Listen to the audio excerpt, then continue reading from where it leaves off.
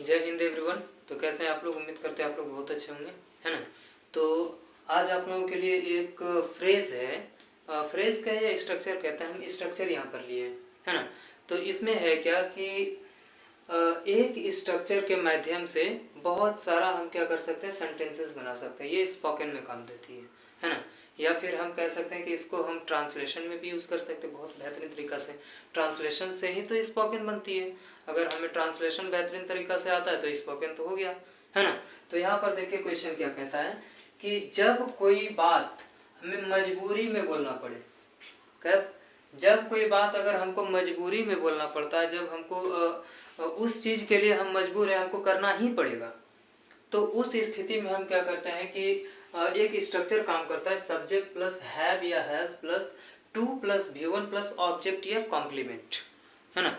तो अब देखिए इसमें किसी किसी को डाउट होगा कि आखिरकार ऑब्जेक्ट क्या होता है, कॉम्प्लीमेंट क्या होता है ना। तो आप लोगों को हम ये ऑब्जेक्ट और कॉम्प्लीमेंट का भी हम एक वीडियो हम शूट कर चुके हैं, शायद आप देख सकते हैं जाके, उसमें बहुत सारा वीडियो होगा, आप देख सकते हैं ना।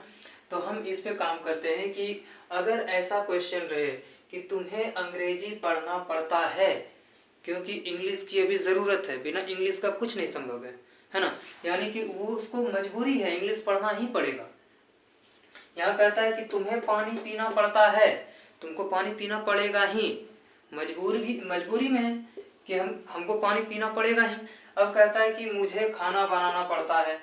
मान लीजिए कोई स्टूडेंट लाइफ में है, जैसे हम भी तो अभी स्टूडेंट ही हैं, है ना। तो मान लीजिए कोई स्टूडेंट लाइफ में अगर है तो उसको क्या होगा ना कि उसको तो घर से खाना बना के नहीं मिलेगा, घर से तो नहीं देगा ना, तो उसको खाना बनाना ही पड़ेगा, मजबूरी है।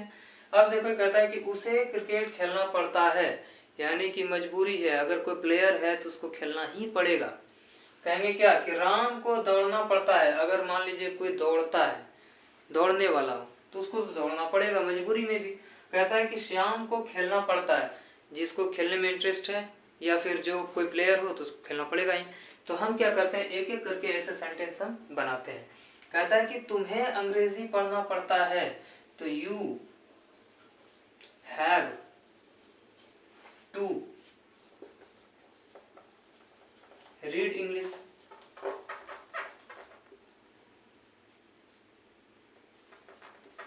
Read English.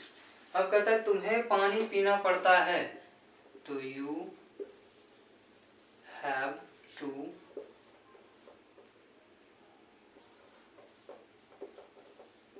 Drink water. कहता है कि मुझे खेलना पड़ता है, तो आई हैव टू, मुझे खाना बनाना पड़ता है ना, तो I have to cook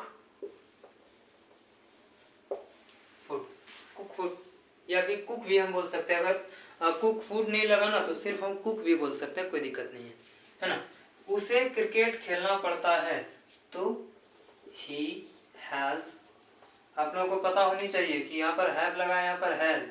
has इसलिए लगाए कि यहाँ पर थर्ड पर्सन का सिंगुलर नंबर है, जब थर्ड पर्सन का सिंगुलर नंबर रहता है तो हैव का यूज होता है, बाकी बाद में जी हैज का, यानी थर्ड पर्सन सिंगुलर नंबर में हैज, बाकी बाद में हैव, है ना।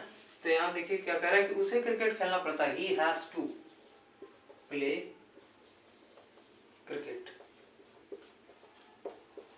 क्रिकेट।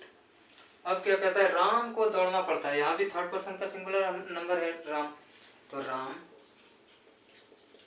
हैज टू क्या करना पड़ता है, दौड़ना पड़ता है, तो रन। रन। श्याम को खेलना पड़ता है, यहाँ भी थर्ड पर्सन का सिंगुलर नंबर है, तो श्याम हैज टू प्ले, है ना। क्या सेंटेंसेस समझ में आ रही है? आप इस तरह से इस स्ट्रक्चर पे भी आप कम से कम हजारों सेंटेंसेस बना सकते हैं। आप क्या करो ना कि इसको रिवाइज के तौर पे कम से कम 100-50 तो सेंटेंसेस बनाया करो, है ना। बहुत ही सिंपल है, ज़्यादा कोई इसमें ताम झाम भी नहीं है। एक स्ट्रक्चर को लो और इसको क्या करना है कि एक एक करके बनाने की कोशिश करना है आप लोगों को, है ना। तो क्या आप लोगों को एकदम बेहतर तरीका से समझ में आ गई? और अगर किसी को दिक्कत हो कोई भी चीज़ में तो आप हमसे कमेंट करके क्वेश्चन पूछ सकते हैं, हर एक चीज़ का, चाहे ग्रामर का कोई टॉपिक हो या इंग्लिश की दुनिया में कहीं अगर कोई दिक्कत होता है तो आप हमसे संपर्क कर सकते हैं, है ना। तो अब देखिए इसको हम एक एक करके क्या करते हैं, बनाना शुरू कर देते हैं। एक बार बता देते हैं, बना तो दिए हैं। कहता है तुम्हें अंग्रेजी पढ़ना पड़ता है, you have to read English. कहता है तुम्हें पानी पीना पड़ता है, you have to drink water. कहता है मुझे खाना बनाना पड़ता है, I have to cook food. कहता है कि उसे क्रिकेट खेलना पड़ता है, he has to play cricket. Ram को दौड़ना पड़ता है, Ram has to run. Shyam को खेलना पड़ता है, श्याम हैज टू प्ले। क्या आप लोगों को समझ में आई होगी पूरी तरीका से। तो फिर हम नेक्स्ट वीडियो में मिलेंगे, तब तक के लिए जय हिंद।